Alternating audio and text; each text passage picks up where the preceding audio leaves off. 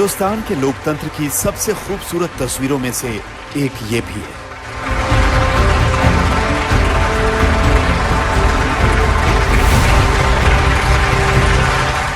और इन तस्वीरों में उठती लोकतांत्रिक मूल्यों की महक हिंदुस्तान की आवाम को आश्वस्त करती है कि चुनावी बयानों से उपजी कट्टर दुश्मनी का कोई अर्थ नहीं।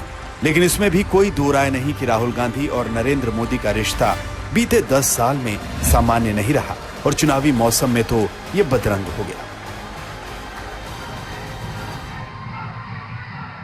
मैं आपसे सबसे पहले ये कहना चाहता हूं, नरेंद्र मोदी कुछ भी कहें, 4 जून के बाद इंडिया की सरकार आने वाली है।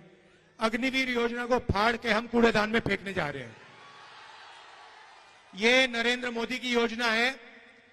आर्मी इस योजना को नहीं चाहती है, ये ऊपर से थोपी गई है और हमारा पहला काम अग्निवीर योजना को फाड़ कर कूड़ेदान में फेंकने का होगा।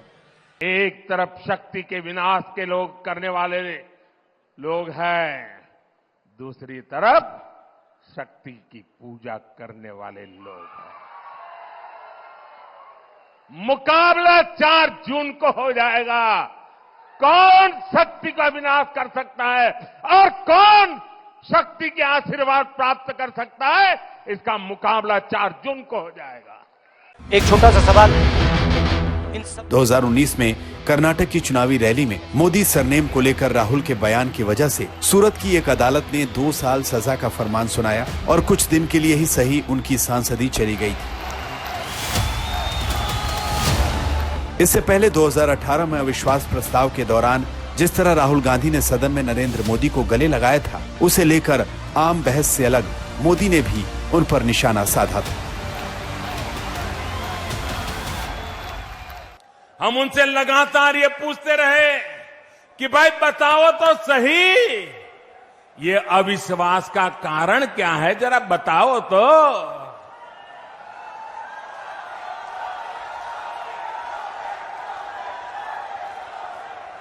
अब जब कारण नहीं बता पाए तो गले पड़ गए।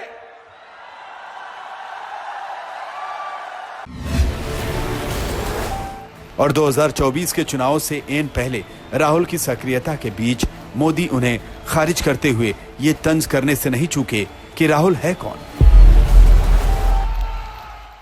राहुल ने सर जो ये अमीरी गरीबी की बात की। कौन राहुल? हमारे वाले राहुल। बशीर बद्र का एक शेर है कि दुश्मनी जमकर करो, लेकिन ये गुंजाइश रहे कि जब कभी हम दोस्त हों तो शर्मिंदा ना हो। अब मोदी और राहुल दोस्त भले ना हो, लेकिन संसद में आमने सामने बैठने के अलावा कई ऐसे मौके आएंगे जब दोनों एक टेबल पर होंगे।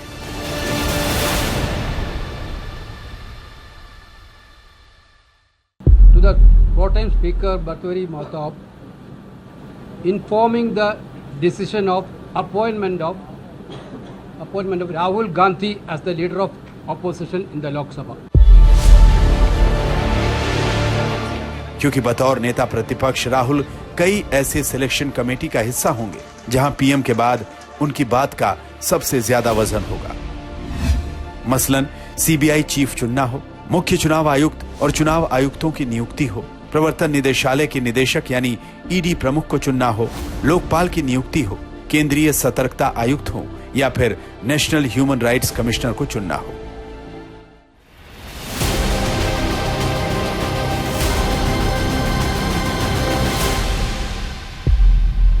कई मौकों पर प्रधानमंत्री को नेता प्रतिपक्ष से सलाह लेनी होगी और इन मौकों पर नेता प्रतिपक्ष की राय का क्या मतलब होता है, ये राहुल से पहले की नेता प्रतिपक्ष सुषमा स्वराज के एक किस्से से समझा जा सकता है।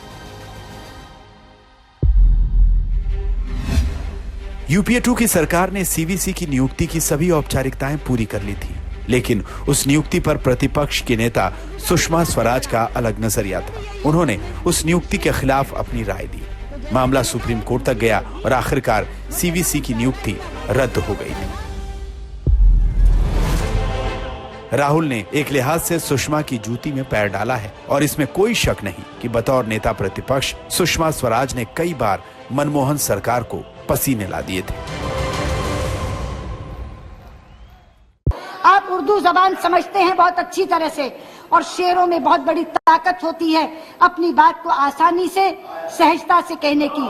आज एक शेर पूछ करके मैं आपसे जवाब पूछना चाहती हूँ। तू इधर उधर की ना बात कर, ये बता कि काफिला क्यों लूटा।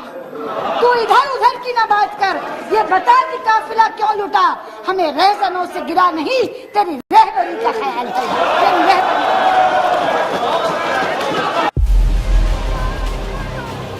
अब राहुल गांधी को साबित करना है कि वो कितने सशक्त नेता प्रतिपक्ष साबित होते हैं। चुनौतियां कई हैं, क्योंकि उन्हें किसी संवैधानिक पद का अनुभव नहीं है। राहुल को दिल से बोलना पसंद है और इस वजह से अक्सर वो गलती कर देते हैं, जबकि नेता प्रतिपक्ष ऐसा नहीं कर सकता। इंडिया गठबंधन को एकजुट रखना और उसकी आवाज बनना भी आसान नहीं है। फिर नरेंद्र मोदी से सामंजस्य बनाना भी एक चुनौती है।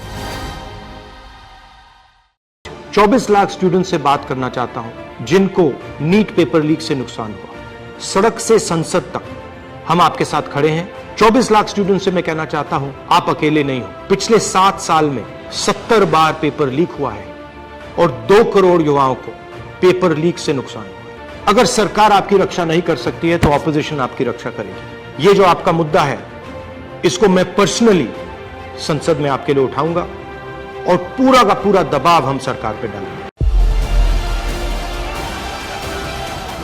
राहुल अपने राजनीतिक करियर में इस वक्त सबसे ज्यादा आत्मविश्वास से भरे हुए हैं। उनकी छवि भी बदली है और सरकार के नेता चाहे भी तो उन्हें आसानी से खारिज नहीं कर सकते। लेकिन यह भी सच है कि जंग की तरह राजनीति में भी एक ही चूक काम तमाम कर सकती है। आज तक ब्यूरो।